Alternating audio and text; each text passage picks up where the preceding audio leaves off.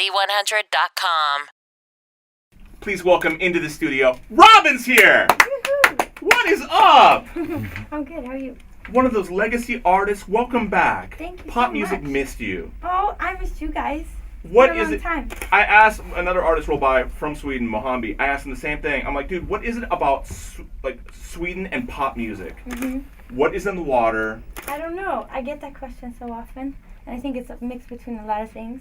I think we have this tradition of melody and songwriting all the way back to like our folk music, and then there's ABBA, of course, and I think a social structure that enables a lot of artists to make music even though they don't make a lot of money off of it, you know, so.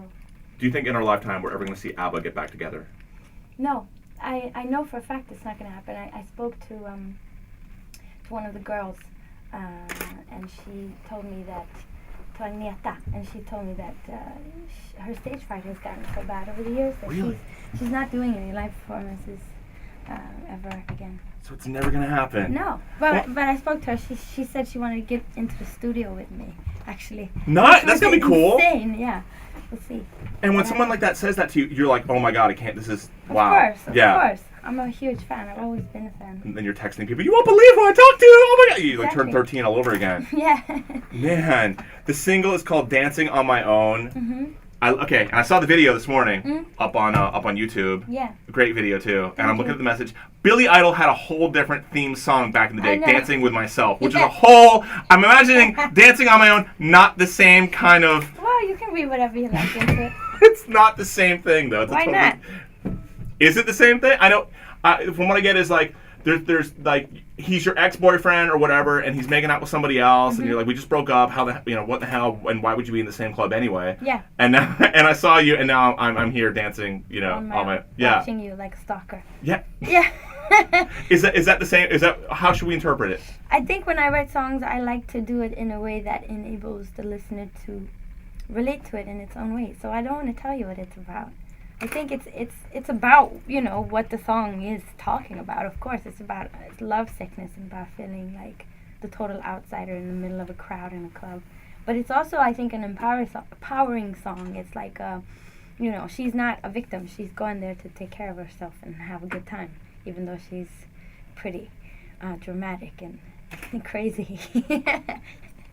Has anyone ever thanked you because they heard a meaning in your song that just wasn't there? Any one of your songs over the years, they'd be like, and you have no idea this song, and their interpretation is just so off base from what you wrote, and you don't have the heart to tell them that they're just wrong because they've interpreted it as such. I don't think that there is a wrong there. I think that whatever people feel when they listen to my music, that's fine. I don't feel like I have to. I think writing songs is not about just telling it exactly how it was, because sometimes it's not as interesting as it is in the song. Writing songs is about bringing that situation or that emotion out in a way that makes you as a listener connect to it in your own way. And I don't really have a message. I just look at stuff, watch people in the club, and I'm just fascinated by people overall all the time. And I try to put that in my songs. So you'll go to the mall and just watch people, and you'll gain inspiration. Sure. Just in by that the different queue dynamics. to the ladies' room, watch out. I'm watching you. Yeah, I know. It's you're so right about that. My wife will tell me that women waiting in line for the bathroom, there's just something that happens when you're hopping up and down, kind of I have to use it. You guys will talk about the strangest things. Yeah. Why is that?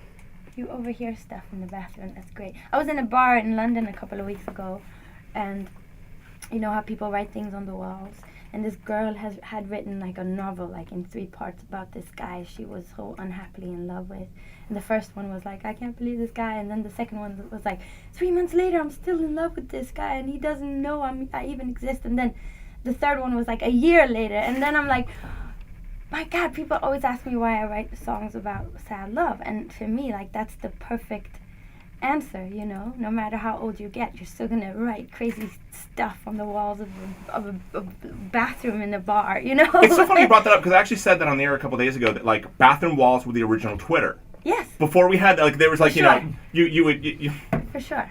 You were tweeting and you were writing, you were just writing stuff there. It was like the old school tweeting. You just write stuff, phone numbers, whatever. Exactly. If you wanted to leave a direct message, I guess you could have just written some toilet paper and thrown it over the stall. But that was like, so when people like think about Twitter as being such a new thing, people have done it just in a different form. Mm-hmm. So, and you've actually gained inspiration from a bathroom wall. That's cool. And I think internet is that, it's like our new face paint or our new feathers.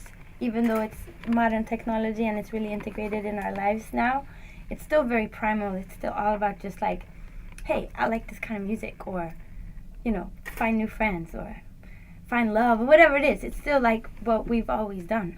Back when you first gained success, like 97, 98, the internet, dial-up, slow modems, nothing going on. Do you have email? Yeah, that's kind of what it was. Yeah. America Online. Are you on the internet? That's what it was like. And now, like, when I saw your video for the first time, it wasn't on MTV. It was not on a cable network. I actually, punched it up, and there it was on YouTube. Yeah. And it's just like, does that change how you shoot a music video, knowing that like anybody's gonna be watching it on a laptop or on their iPad versus like Of course, yeah. I think you always want to make things that look good, but I think I don't know. What feels interesting nowadays is not only the glossy, packaging. I think content is so much more important. I think we're in this place now where we had, the end of the 90s, the thing that I was a part of too, where music was so hardcore marketed to people that I think it was hard for like a certain generation to connect to music in this organic way, the way I think I did when I was a kid. And maybe that's why we have all like illegal downloading and all that stuff now. Mm-hmm. But what's good about it is that the people, they go on the internet and they find what they like, and they show with that, what it is that they really want from music. And I like that. I think it's a really interesting time where things are happening in a more unexpected way. I'm really enjoying myself at the moment. That's awesome. Yeah. It's such a pleasure having you come in here. You were one of the very first artists when I got into radio, right around the time that you broke through. I remember being like a newbie in the radio business and actually sweating and trembling talking over one of your songs. Oh, so to have you in the studio, that's great. It's just like, oh my God, I used to like freak out and stutter over her songs and like say horrible things because I didn't know what I was saying because I was brand new and I sucked horribly and I ruined your songs and I talked over your voice when you were singing because I didn't know when to stop. So to have you in here is amazing. That's good. Continued success. Thank That you. Swedish magic, keep it working. And also, we talked about this earlier. Swedish fish, the candy, is that actually from Sweden or is that an American thing that we just ripped off? Swedish fish. I have no idea, but we do eat a lot of fish. Okay. But this is way different, though. I don't think it's the strawberry ones. No, it's not at all. And with that, thank you very much for rolling by here. Thank you.